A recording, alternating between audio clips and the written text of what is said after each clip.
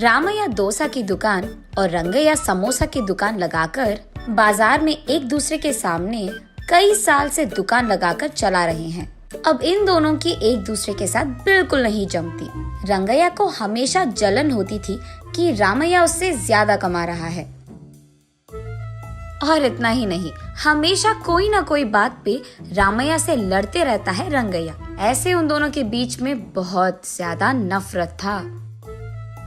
एक दिन शहर में पढ़ रहे रामैया का बेटा रमेश घर आता है। अगले दिन वो अपने पिता के बाजार में लगी दुकान के पास आता है। वहाँ चल रही व्यापार को देख रमेश अपने पिता से ऐसे कहता है, पापा, आप हमारे दुकान में ज्यादा ग्राहक लाकर ज्यादा पैसा कमाने के मार्ग नहीं सोचते हो क्या? अब जितना मेरा सोच है उसी में चल रहा है बेटा। जितना भी मेहनत करूं वही कमाई मिल रही है। पापा, मेहनत से नहीं, चालाकी से कमाए जाते हैं पैसे। शहर में इसी डोसा को दुगने दाम में बेचते हैं, पता है आपको? अब शहर के दाम में यहाँ कैसे बेचेंगे बेटा? अगर दाम बढ़ा भी देना तो कोई भी खाने नहीं आएगा। पापा, मैं ये नहीं कह रहा हूँ कि शहर के दामों में यहाँ बेचे, बल्कि ये कह रहा हूँ कि ऐसा कुछ करे कि शहर का लाभ हमें यहाँ मिले। तुम्हारा इरादा मुझे समझ में नहीं आ रहा बेटा, थोड़ा समझा दो। आपको समझाना नहीं, करके दिखाऊंगा, ऐसे कहता है रमेश। रामैया देखते ही रहता है कि रमेश कह क्या रहा है। और इतने में रमेश उनके दुकान के बाहर एक बोर्ड डालता है। उस पे लिखता है कि हमारे दुकान में जो भी ये स्पेशल डोसा खाएगा उसको 10 साधारण डोसा फ्री में मिलेंगे, और जो भी डोसा आप खाओगे उसके भी पैसे नहीं देने पड़ेंगे। पर अगर स्पेशल डोसा खा नहीं पाए तो 10 डोसा का पैसे देना होगा, ऐसे लिख देता है। बोर्ड पे जो लिखा उसने वही बाजार में जोर से चिल्लाकर सबको सुनाता है। ये सुनकर बहुत लोग खुशी के मारे उनके दुकान पहुंच जाते हैं स्पेशल डोसा खाने। स्पेशल डोसा खाने के लिए मैं तैयार हूँ। नहीं नहीं, मैं तैयार हूँ। ऐसे सभी आपस में बहस करते हैं। तब रमेश उनके दुकान के बगल में एक बड़ा सा टेबल और चेयर लगाकर जो भी इस प्रतियोगिता में शामिल होना चाहते हैं उनको एक के बाद एक इस कुर्सी पे बैठना होगा, ऐसे कहता है। उसके बाद ठीक उस टेबल के जितना बड़ा डोसा वो बनाकर वहाँ लाता है और उस कुर्सी में बैठे आदमी के सामने पेश करता है।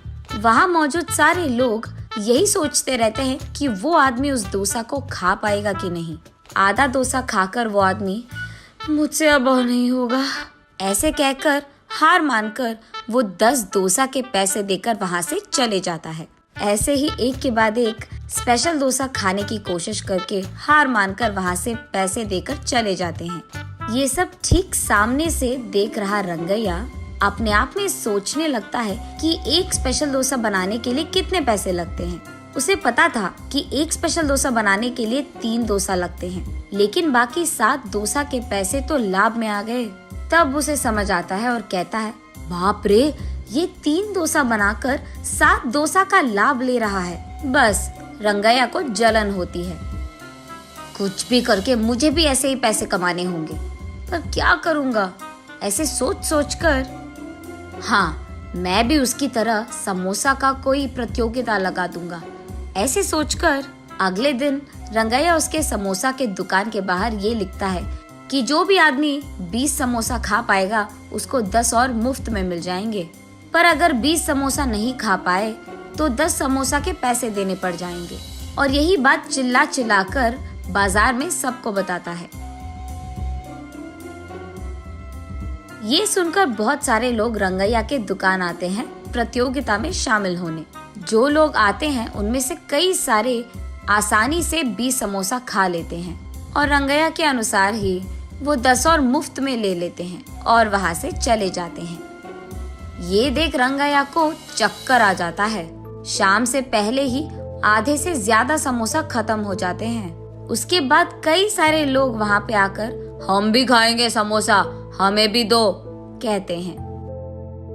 इस कारण रंगैया को बहुत गुस्सा आ जाता है, इसीलिए वो उसके दुकान के सामने से बोर्ड हटा देता है। वो किसी को मुंह दिखाने लायक नहीं रहता है, इसीलिए बंडी को लेकर अपने घर की ओर बढ़ते रहता है।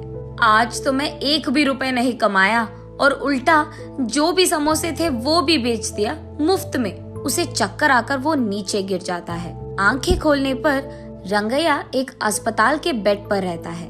उसके बगल में उसकी बीवी रहती है। मुझे क्या हुआ? मैं कहाँ हूँ? ऐसे पूछता है रंगैया। आपको चक्कर आकर नीचे गिर गए थे, कोई अजनबी आपको यहाँ छोड़ गया, ऐसे कहती है रंगैया की पत्नी। छा, आज सब कुछ नष्ट ही हो गया, सब बुरा हो रहा है। अरे क्या हुआ जी, आप इतने गुस्से में क्यों हो? वैसे आप शाम तक घर की मुंह भी नहीं देखते हैं, लेकिन आज दोपहर से पहले आपके समोसे खत्म हो गए और आप घर भी आ रहे थे।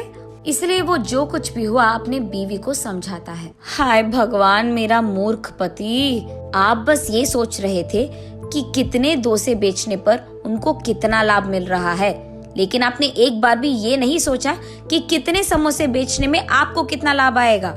ये प्रतियोगिता शुरू करने से पहले आपको ये सब सोचना था, आपने सोचा भी नहीं, ये तो होना ही था। तब रंगैया को समझ आता है कि किसी और को देखकर हमें वही काम नहीं दोहराना चाहिए और पहले खुद की देखना चाहिए।